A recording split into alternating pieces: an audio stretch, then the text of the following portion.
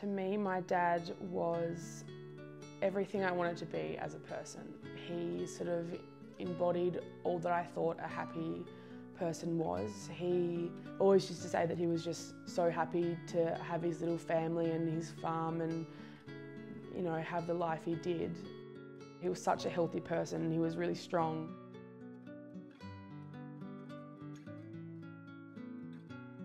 I couldn't really talk to Dad about how I was feeling because the last thing I wanted when he was so unwell was to make him feel guilty.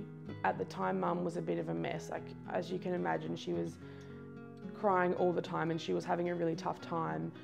When I tried to talk to my friends at school about it, they just got so uncomfortable when in actual fact all I wanted to do was talk about it.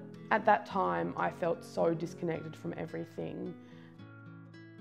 I had this mass at school. Dad was so unwell, but he managed to come. You know, I was pushing his wheelchair into the school assembly, and I just remember it was the whole school and just everyone was staring, and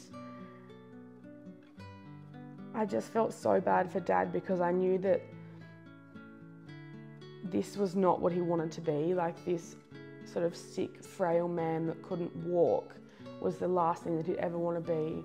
And in that moment, I felt so vulnerable, and I felt vulnerable for him, and I felt vulnerable for me. It was supposed to be this really special day, but it was so tainted by the cancer.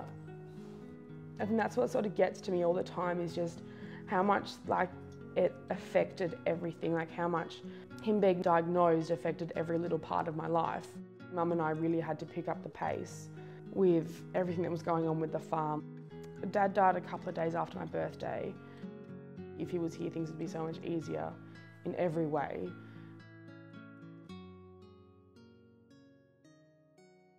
It was such a nice feeling to be with people who just understand.